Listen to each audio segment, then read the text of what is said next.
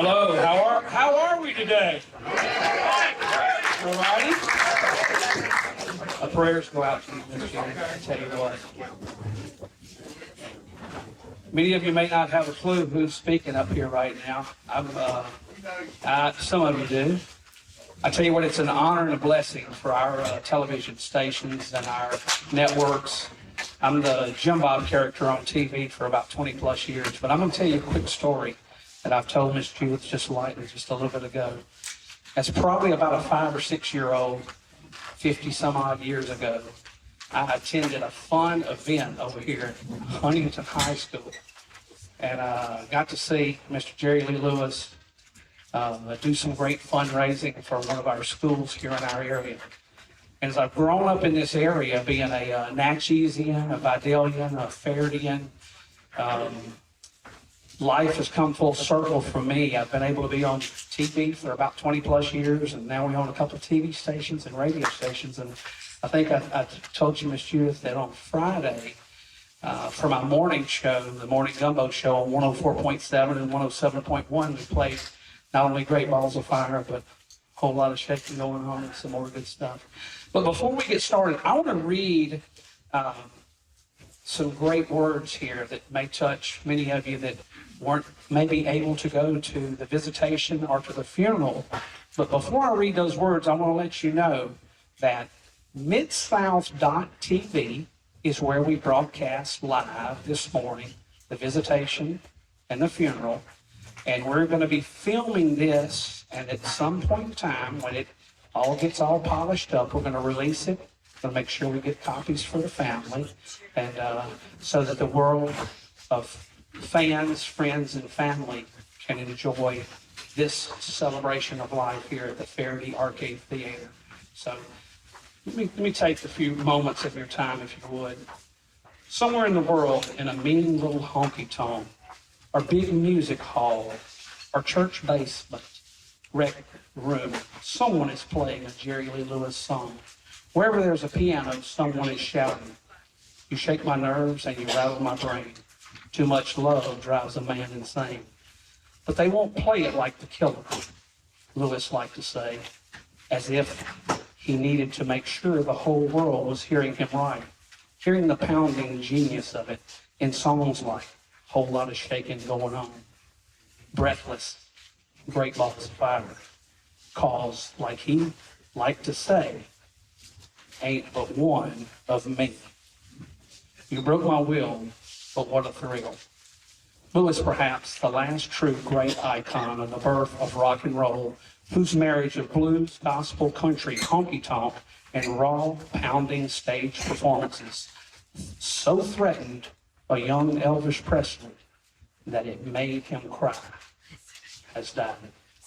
He was there at the beginning with Elvis, Johnny Cash, Chuck Berry, Little Richard, Carl Perkins, Fat Domino, Buddy Holly, and the rest, and watched them fade away one by one till it was him alone to bear witness and sing of the birth of rock and roll. Who would have thought, he said, near the end of his days, it would be me. Goodness gracious, Great Balls of Fire. He suffered through the last years of his life from various illnesses and injuries that his physicians have often said should have taken him decades ago. He had abused his body so thoroughly as a young man, he was given little chance of lasting through middle age, let alone old age. He is ready to leave, his wife Judith said, just before his death. Lewis, who performed everything from Over the Rainbow to Al Jolson, who played the Opry and the Apollo and even Shakespeare, was 87 years old. Some music historians have wondered if Lewis, regarded by his fans and many music historians as rock's first great wild man, might be indestructible. His obituary has been written, rewritten, then shelved, gathering dust for a day that seemed inevitable, but seemed to never come. He defied death in his old age, just as he shrugged off the hard-driving, self-destructive lifestyle of his younger years to play his music to a worldwide audience across 7 decades, decorate the walls of his home with Grammys and gold records, and spawn a million outrageous stories, most of them true. Once when asked by a biographer, is it true that, yeah, interrupted Lewis, without waiting to hear the particulars, it probably was. His beginnings sounded like myth. His father, Elmo, and mother, Mamie, mortgaged their farm to buy him a piano. After he climbed onto a piano bench and without ever having touched a keyboard before, began to play. His nickname, Killer, had nothing to do with his playing, but came from a schoolroom fight in Ferriday, right here where you're all at, when he tried to choke a grown man with his own necktie. Still, it fit the man, the musician to come. But there was more to him than a barroom piano pounder who sometimes kept a pistol in his pants. Musicians and music journalists called him a true virtuoso, whose music was so rich and complex that some of them swore that there were two pianos on stage instead of one. He played honky-tonk and blues across the same keyboard in the same instant, could play melody with both hands. He sang rockabilly before he knew it had a name, sang blues, gospel, and country in the same set and sometimes the same breath.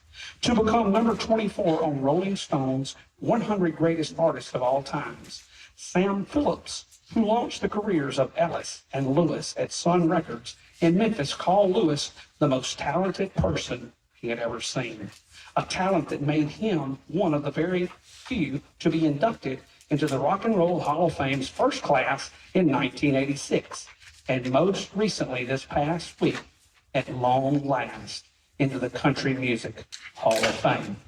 As Lewis stacked hits on the charts in '57, and Elvis received his first draft notice, the reigning king of rock and roll drove to Sun Record in tears to tell Lewis, "You can have it." But if Jerry Lee's life was a comet that streaked across the sky of American music, it was also a thing that scorched him inside and out. And so many of the people around him, Judith, his seventh wife, was by his side when he passed away at his home in DeSoto County, Mississippi, south of Memphis. He told her in his final days that he welcomed the hereafter and that he was not afraid. Born into the Assembly of God church in his hometown of Ferriday, Louisiana, he never stopped believing. Even when his lifestyle made the specter of hell seem closer, his greatest fear that he would be condemned to a lake of fire for playing what many in his Pentecostal faith called the devil's music haunted him. He shared his fear with Elvis, who begged him to never mention it again. Lewis thought Elvis, also a Pentecostal, was the one person who might understand. But he died in '77, leaving Lewis to wander alone. He had prayed every day across his long life for forgiveness and for salvation. His was a church that believed in miracles. Why, he sometimes wondered, should he not be the one of them? He found peace near the end of his life in a simple idea, that a music that brought such joy to so many could only come from God. And the devil, he said, didn't have nothing to do with it. He said he was ready to be with Jesus, said Judith. His last album was a gospel record with his cousin, lifetime televangelist Jimmy Swaggart, who had preached against his music when they were younger. In Jerry Lee's final months, they took turns at the keyboard, singing songs that they learned as children. The Old Rugged Cross, and Lily of the Valley, and In the Garden. Lewis, through his voice and body, though his voice and body were weakened by his injury and a recent stroke, seemed happy, content. Much of his life, Lewis had seemed determined to leave the world in a great fire he sang about. He set pianos ablaze, busted hecklers in the head with a butt end of his microphone stand, and rammed the great gates of Graceland with his Rolls Royce. He shot holes in the wall of a Memphis office with a .38 revolver, shot his bass player in the chest by accident with a .357. His life at different times was a blur of high-speed chases and Crown Royal. The DEA met his planes on the runway. Fortunes came and went. all the wild rock musicians who came after him, he said, were mostly amateurs. Keith Richards tried to toss up a bottle of Crown Royal and catch it by the neck like him, but he never did it right. Wasted a bunch of time, wasted a bunch of good liquor. But if you ask him in his waning years what he hoped people would say about him, he had a simple answer. You can tell them I played the piano and sang rock and roll. His career, like his body, seemed doomed that a dozen times. After soaring to the top of the charts in '57 with songs like Shakin' and High School Confidential, he was castigated in the press for his marriage to his 13-year-old cousin, Myra. His rock and roll star seemed to burn out even as it began to rise, and after a few big hits in the early '60s, his career seemed to be over. He responded by loading 2 cars with instruments and musicians and hitting the road to play some big rooms. Still, but also every honky-tonk and beer joint that would pay him to perform. He fought his way out of beer joints in Iowa, then drove all night and all day to play another town and another show. Sometimes he gave them magic, and sometimes, if the mood was on him, he gave them less. But in his old age, he swore he gave them the magic all the time. In '64, record producers taped his show at a Hamburg, Germany nightclub and made what would become music history. Live at the Star Club would be regarded as one of the rawest, wildest, and greatest live albums of all time. Then, in a twist that surprised many of his rock fans, Jerry Lee Lewis went country. Another Place, Another Time was just the beginning of a string of soulful country chart toppers that made him rich and famous all over again. He had more than 30 songs reach Billboard's top 10, including To Make Love Sweeter for You and a haunting Would You Take Another Chance on Me. It seemed only natural to Jerry Lee. He had always believed that Hank Williams hung the moon. In this new stardom, he finally played the Grand Ole Opry, the organization that had once snubbed him and ignored the 2-song protocol to play what and for how long as he pleased, even playing through the commercials. Then, in perhaps the oddest twist of his musical career, he was cast as Shakespeare's sinister Iago in a musical production in Los Angeles. He was a natural. Once again, he flew around the world, sometimes on his own plane, and once again, his lifestyle made almost as many headlines as his music. Tragedy followed him. He buried 2 sons. His health began to fail. Marriages failed. But sometimes he always rallied, always kept playing for big paydays or for free in a Memphis nightclub, living the life he sang about in his songs. In 2006, his Last Man Standing album sold 1 million copies, his best-selling album of his long career. He followed that with another success, Mean Old Man. You could hear the ghost of the old honky-tonks in them, as if Jerry Lee Lewis had truly found a way to stop time. He did a duet with Springsteen. His Lifetime Achievement Grammy was a kind of crowning achievement, and he appeared at Rock and Roll Hall of Fame shows to accept his due and to school the whippersnappers on how it was done. In 2012, when he was 76, he fell in love and married Judith.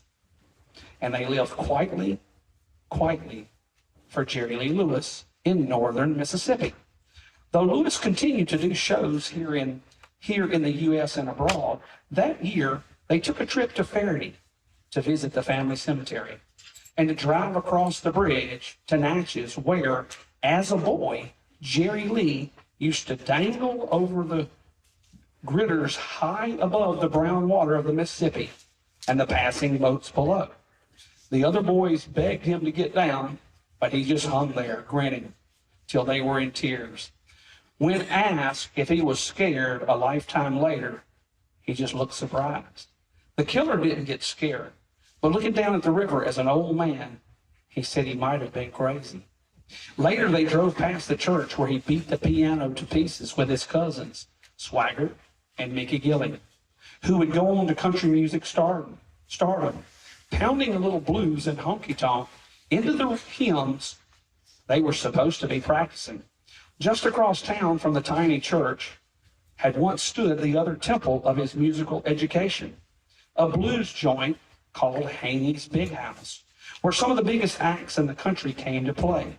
As a little boy, he snuck in the door and hid under the tables to hear rolling blues piano and wicked guitar. And somewhere in between it all, between the hymnals and the beer joints, between Hank Williams and Ray Charles, he found something that was his.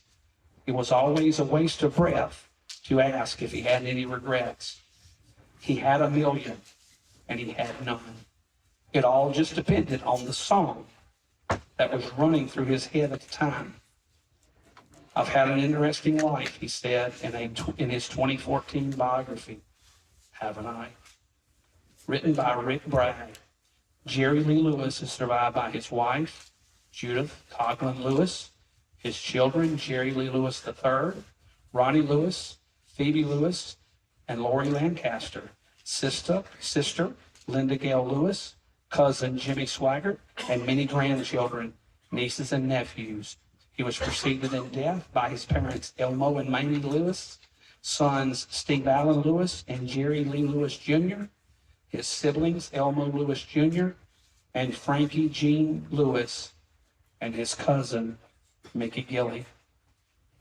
Rest in peace, Jerry Lee Lewis. And they all said, amen. Next, we would like to invite a few of Jerry Lee Lewis's international friends that have traveled afar. Many have maybe come across the pond and flown in big airplanes to come over here and give their last respects and words to him. Is there a Jared Freiberg in the room? Jared, would you like to come on up and give a few words for us? Walk through the door there, sir. Come on around and we'll open the curtain for you.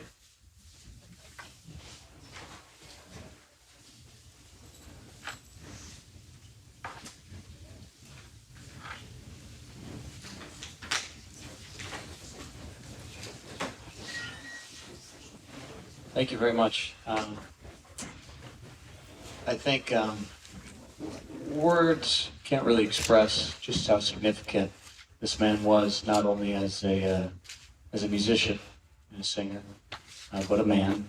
And I think maybe the best way to explain how important he was to me would be how I discovered Jerry Lee Lewis. I took piano lessons since I was a little kid. I was about 6 years old, and did it the usual way where you take classical lessons and there's only one way to take piano, and a lot of people quit after a couple of weeks. I kind of wanted to do the same thing. And I was in a middle school classroom, and my choir teacher handed out a piece of music for everybody to warm up on our voices. And this particular day, it was Great Balls of Fire. And we all kind of giggled, you know. We thought, oh, this is an interesting song. None of us had heard it before, and we sang it. But the song was cool, but what caught my attention was the way that my teacher was playing piano, accompaniment-wise, that boogie-woogie style. And I came up to her after class, I'm 12 years old, and I said, what are you doing? What is that? I've never heard a piano played like that. And she says, she wrote it down on a Post-it note. She wrote down Jerry Lee Lewis. She sent that home with me. She says, now you get on YouTube, right? And you search this man. I think you're going to come back tomorrow very excited. And that was my first introduction to the man, getting to see him play a whole lot of shaking on the Steve Allen show back in 1957, I guess it was. And it was just my whole idea of what a piano player and an entertainer and everything just changed in that moment. I said, I want to keep playing piano. You know, it was because of him. There was nobody else. I had stopped taking lessons. I completely wanted to give it up. So it wasn't about a year after that that the first time I actually performed for anybody live was Great Balls of Fire for all my middle school friends, and they thought I was crazy. Kicking back the stool and playing, you know, with my feet and everything like that. I mean, he was so inspirational. And it was a few years later, after becoming friends with another great friend of Jerry Lee, Mr. Graham Knight, who I'm sure you'll hear from shortly, who gave me a lot of encouragement and helped me to get to meet Jerry Lee III, Lee, of course Judith, our good friend Jacob Tolliver, and Eric Williams. I saw Jerry play at Viva Las Vegas in 2018, and that was an experience. To see him live was incredible. And he was playing just as well as he did back in 1957. The same licks and the same everything. It was amazing. And I thought to myself that would be totally enough, even just to see him live. But I think a testament to just how great of a man he was, beyond how much of a legendary talent that he was that he was so kind. And when I did get a chance to meet him, he didn't just say, "Oh, thank you very much," and moved on. He looked me in the eyes and he said, "Thank you." He understood, you know, what I did for a living and everything. And he said, "You know, thank you for keeping the rock and roll going." And the second time I got to see him in Memphis on Beale Street at the Jerry Lee Cafe, I came back and sat with him for a bit, and then had to get ushered out at the moment. He says, "Well, just come back after a little while." You know, he was so accommodating and so generous and so warm, and he would always give the time of day to his fans. And it seems that was the case over his entire career, even just a couple of years ago, to give me a couple extra minutes of his time. And it meant a lot, because even if I could have had that, you know, his impact on me as a piano player and musician was huge. But I think his impact on me as a human being that teaches people how to love unconditionally, I think that will never be understated. So that's all I can say, and I don't think I have any other words that can explain very well just how amazing he is. You know, you all understand how great Jerry Lee Lewis was, so rest in peace, and God be with you, Jerry. We miss you. Thank you.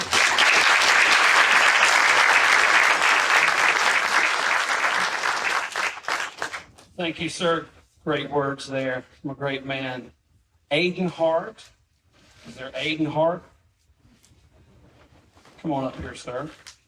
I did find out a little bit earlier that I believe Chicago is not international, but it's national to us. So I got family right outside of Chicago.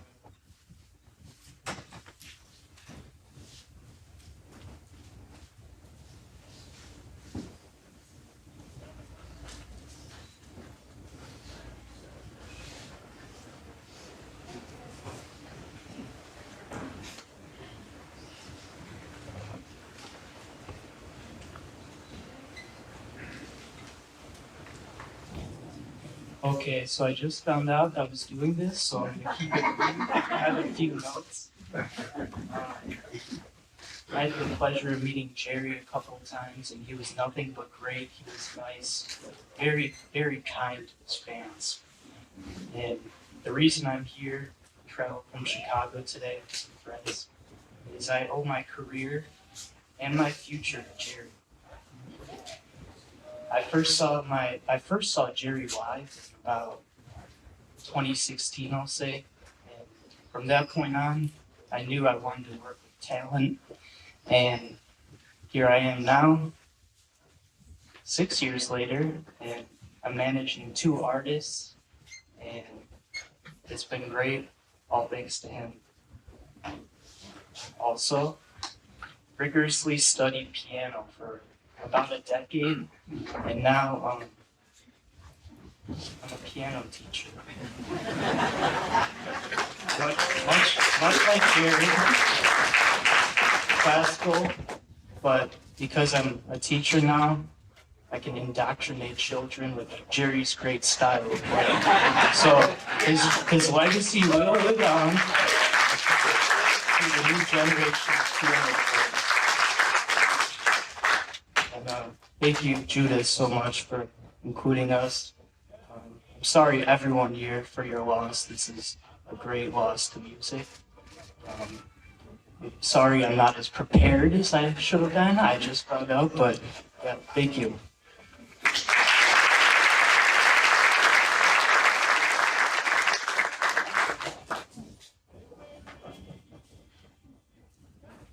Thank you, Aiden, for those great words. Graham Knight. Mr. Graham.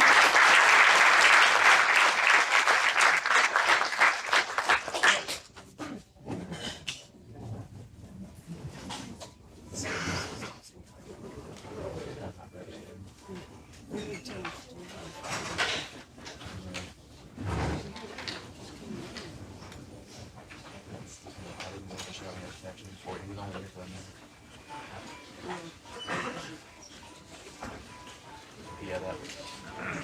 I tried to motion to. Good afternoon, everyone. As you can hear from my voice, I am here from Scotland, and I have come from Scotland yesterday and go back home tomorrow. So obviously, this is a rush trip. I have known Jerry for 60 years, since 1962. And my friend Terry Adams from London, who cannot be here, and myself have driven Jerry all over Europe, and we've had great fun.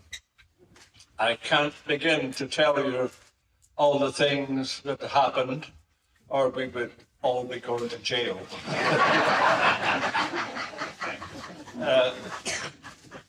I should just say that I noticed that when the coffin was placed at the cemetery, it gave a little sort of tremble and shake, and I thought, oh no, Jerry's going to do 90 minutes.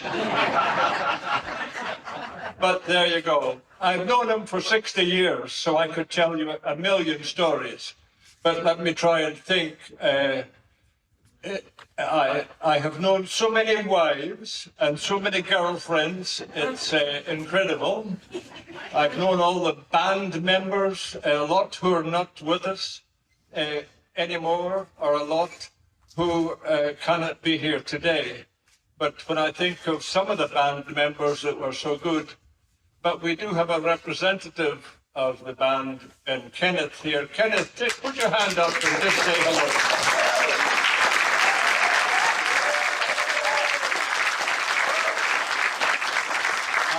I met Kenneth in 1967, 68, and that's the time that Jerry had been persuaded to play Shakespeare. He played Iago in a rock and roll version of Othello. It seems strange to think of Jerry doing Shakespeare, but he did. And Kenneth there had an amazing outfit. He was in tights, Elizabethan tights. If I move on a bit from those days, I should also remember that I had great fun in London with Jerry's son, Junior. I showed him how to use the London Underground. And one day, it was while Jerry was recording the session, Junior didn't come to the studio that day, and we wondered where he was. And he was going round and round in London on the Underground, visiting all the famous places. And Junior was a great guy, and his brother is right here, Ronnie. Put your hand up, Ronnie, come on. And Ronnie, of course, is one of Jerry's son from, you were born in 1956, is that right? Yeah. And your mum was Jane. That's a long time ago. And I've known, you know, Junior was a great guy, but we also remember Stevie, whose funeral, we saw his gravestone today. And I remember Sean and some of the other people who are no longer with us. But I was trying to think of a good, funny story to tell you to finish with. But Jerry was such an influence on my life. You can imagine when I was 19, Jerry was 26. And I won't be offending anyone because Myra isn't here. But Jerry always said, I'm a bachelor as soon as I leave Memphis. He was the greatest of them all. There is absolutely no doubt about that. The greatest of them all, and acknowledged as the greatest of them all from all his peers in the music business. Thank you very much for listening to me. Thank you.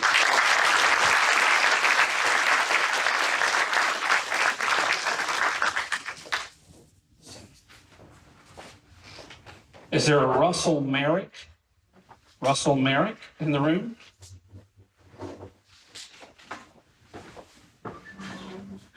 How about Evan Tabler? Evan Tabler?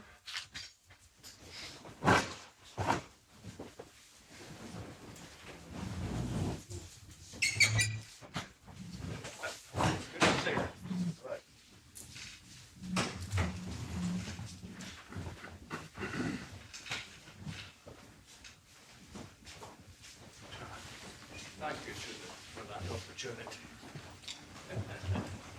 Thank you. Good morning. So I was expecting to do this just like Aiden, so I'll be a little nervous up here. But I first thank the Lewis family for having me out here. Jerry meant a lot to me. We've got some notes I'm going to go over. Just want to thank you guys for allowing me to speak at such an important event, honoring Jerry Lewis. He meant a lot to me and the way I view music as a whole. Jerry Lewis had a great impact on my life. Just discovered him. It changed my whole perception on music.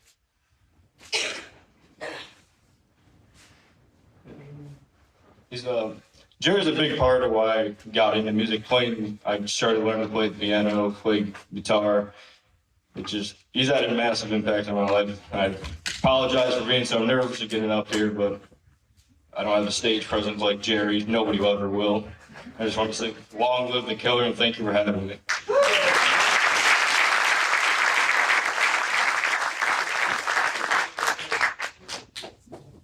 Is there a Daniel White? Daniel White? Come on, Daniel.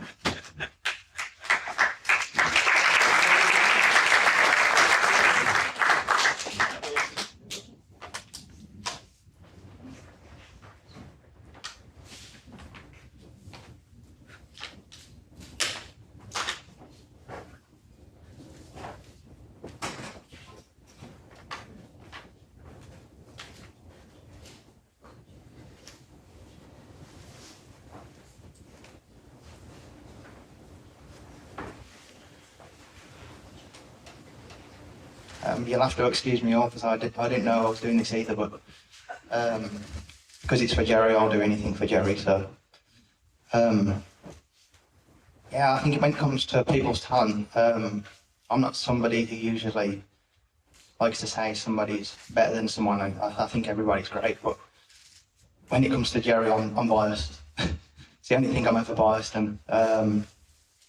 You know, when people say he's one of the best, he's not. He's the best. It's just as simple as that. He's the greatest talent that's ever been in any kind of anything, in my opinion. So, I first met Jerry when I was 16 years old in Bristol, England. I remember I was waiting outside the back door of a venue, and Jerry walked past, and I grabbed his hand. And I didn't let go, and he kind of pulled me with him. And he just smiled and laughed at me. I don't know, for so many people, Jerry's music, he means so much to them. And I'm the same, but for me, it's on a much more personal level. And the man Jerry was, that's what means, has meant so much to me. Yeah, when I was a teenager, I suffered like a trauma that lasted a good few years. And when I was 17, I was in a very, very bad place where I was very, very lost. I couldn't even talk, literally. I was very depressed, and I was just in a very, very bad way. And when I think of the power of Jerry and just him and him alone, thinking like I was a 17-year-old from Birmingham and he was somebody who just lived here. He was the one and only person who brought me out of it. And as I say, I'd met Jerry once, but I didn't know Jerry on a personal level, and that's just the power Jerry has had all over the world, through so many people who have got so many stories, and some that he won't have known. But Jerry gave me a life and a purpose, and he's been an incredible inspiration. All these things I'm saying, I can't really express just on the level that it is. I lost a lot of friends during that time as well because of what I was going through, and one of the things I'm so appreciative is of the friends I've met through Jerry, and I've got to know Jerry and his family over the years, and I've got to know Jerry quite well himself as well. The most fun I've ever had in my whole life has been with Jerry. The coolest moments I've ever had have been with him. I don't think they'll ever be topped. I've had girlfriends from not far from here because of Jerry. Yeah, I could go so on and on, so many things like that.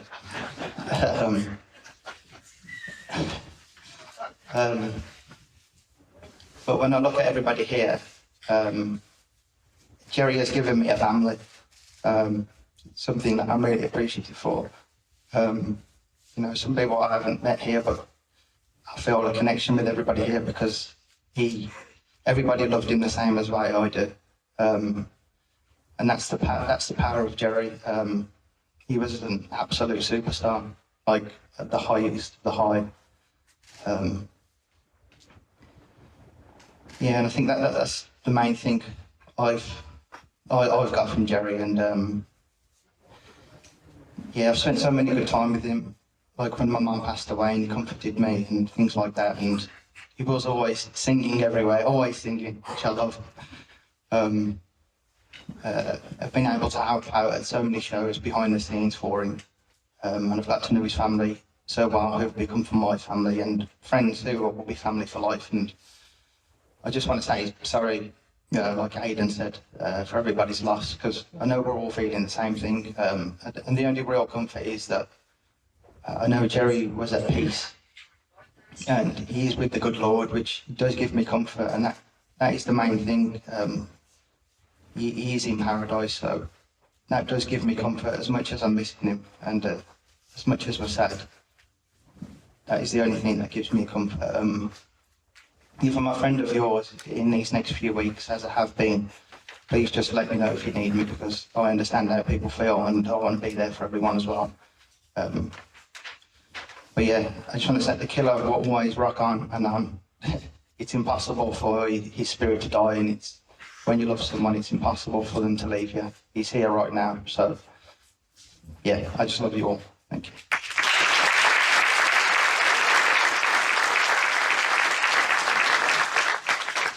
Darren White. Darren? Come on up here, sir.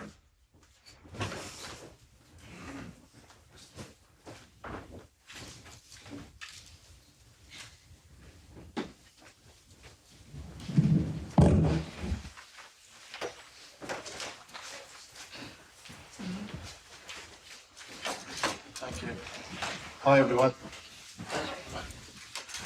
That guy you just seen up there was my son Daniel.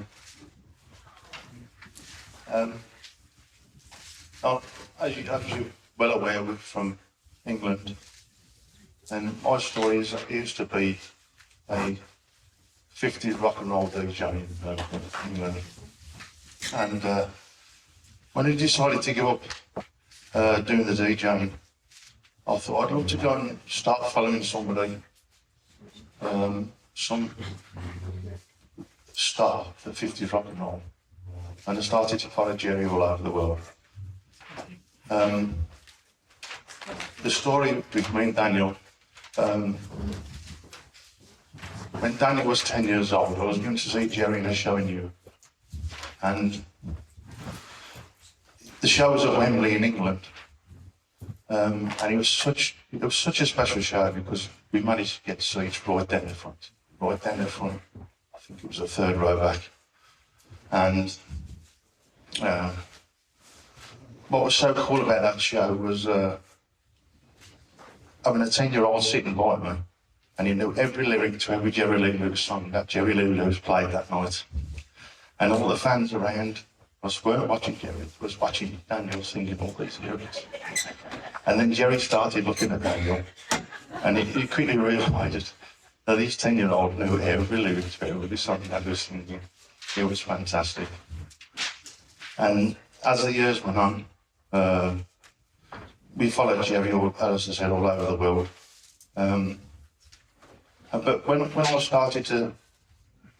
stopped travelling with St. Jerry to build my family, Daniel carried on doing it. Daniel carried on following him everywhere, all over the world. It was fantastic. And he used to come back and he used to tell me so much stories, so many great stories about Jerry, Jerry's family. But you know, being a lover of 50s rock and roll music, you know, everybody's got their favourite. And at some point, you'll decide, if you love rock and roll music or blues music or country and western, you always get a favourite of your own.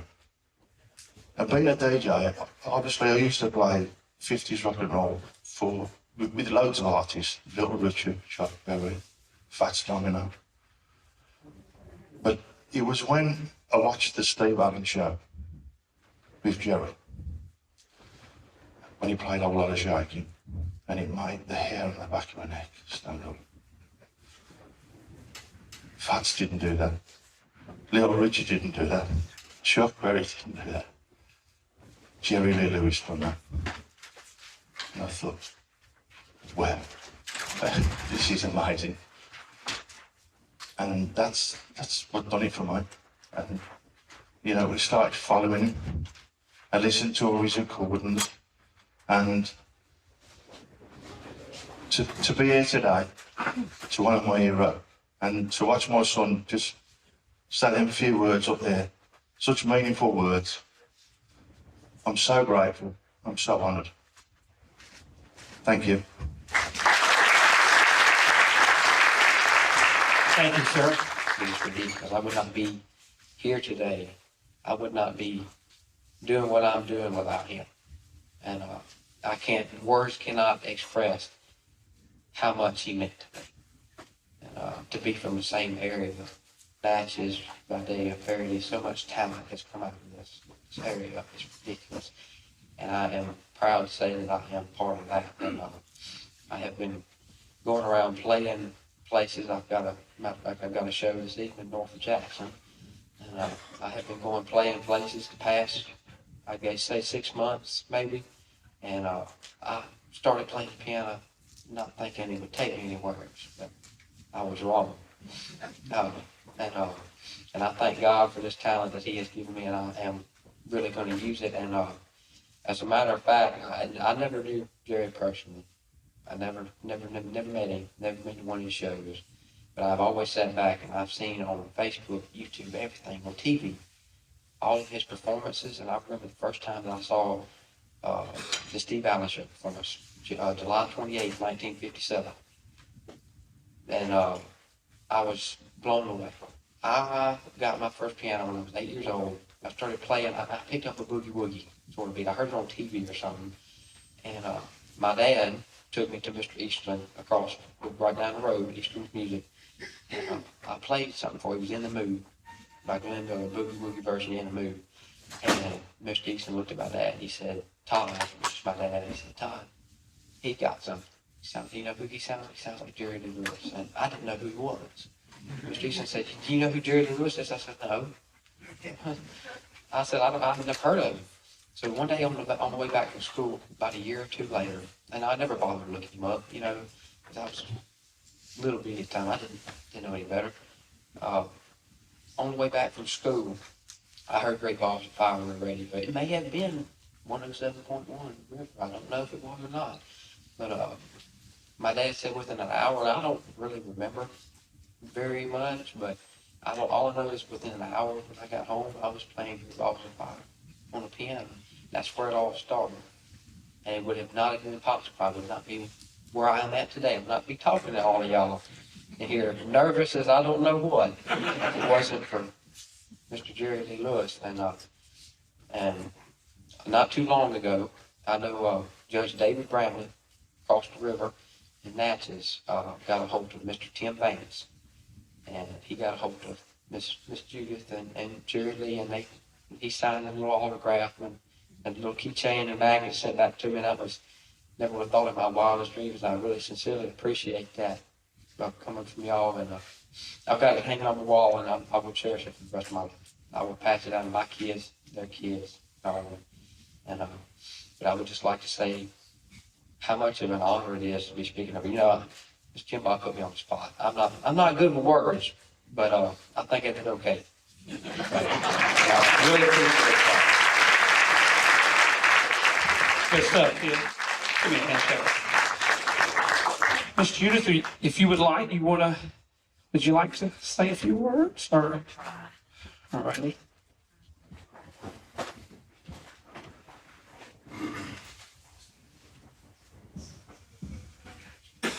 First of all, I just wanted to thank all of y'all for coming and what Ferriday meant to my husband. And to tell you that he loved this town till the day he passed. And when he would talk about what he wanted, he loved Mississippi, loved Tennessee, but he loved Ferriday. And I personally, we have a gathering in Hernando, Mississippi, which is what he wanted, just a wake, they call it.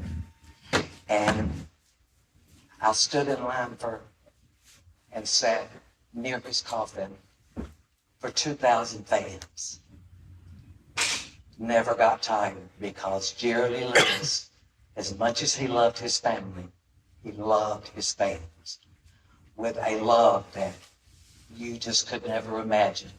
His famous line was, "I love you, I need you, I couldn't do it without you." And that's what he meant. And I just wanted all of y'all to know that Natchez and Ferriday, he loved it. He played in Natchez down at I don't remember what they call it, but in a little band when he was 15, and he could play every instrument, and his drummer didn't show up. So he played the drums with his left hand and the piano with his right hand. We met years ago, and we grew up the same way. We had the same kind of upbringing, same kind of mom and daddy, the daddy that traveled all over different schools and all of that kind of stuff. And we would talk for hours and hours into the night. And the main thing that touches me the most is what his fans meant to him. He never forgot his fans, and he would talk to them and help them in any way he could, financially, whatever. And I did want to speak about the love of his family. He was a great husband to me.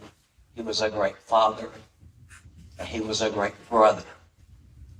And the love that he had for his family was the same kind of love he had for his fans. His fans, like Graham 9, that met him. Graham came to his house.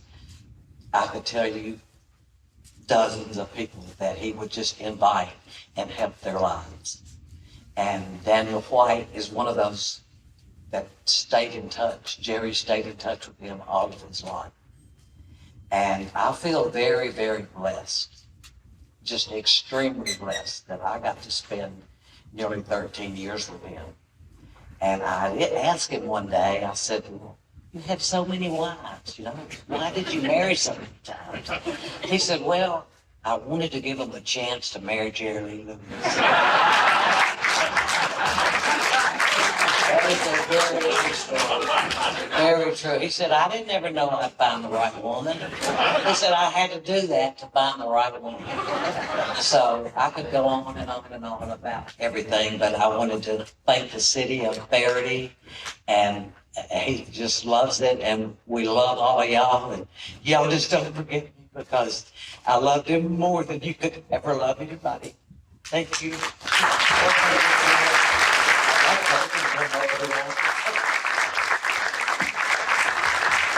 God bless you, Miss Judith. I'm gonna put you on the spot.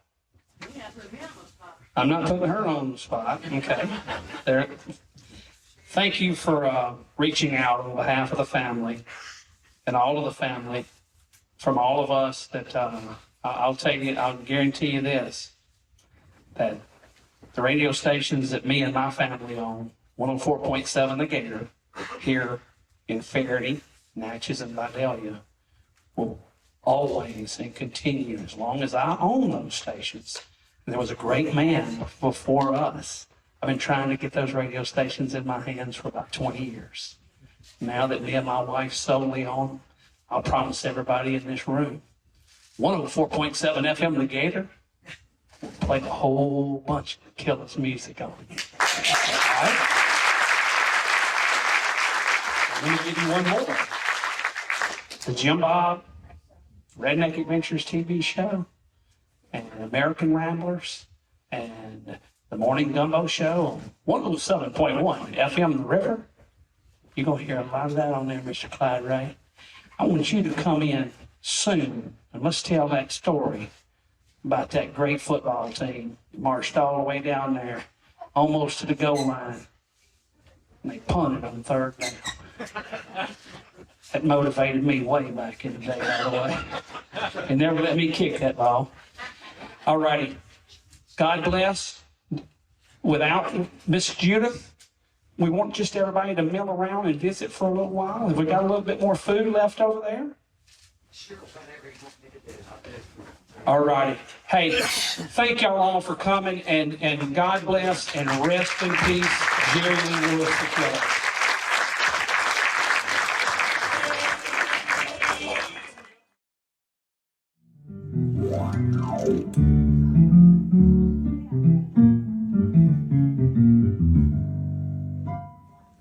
Well, now let's figure out how we can turn this thing off.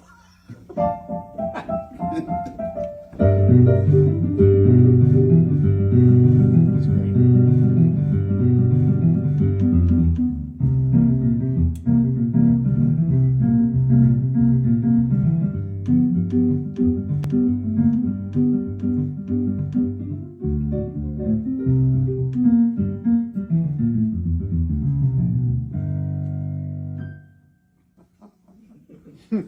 Okay.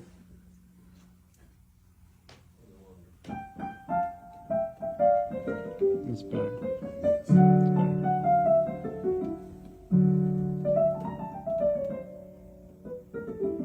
Do you play these things very much? I never I play hate them. them. I hate them. It's so terrible. I've never played one. You know, we got them several in church. But you remember the first gospel song you learned on piano, singing and playing?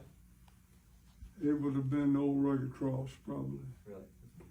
You know.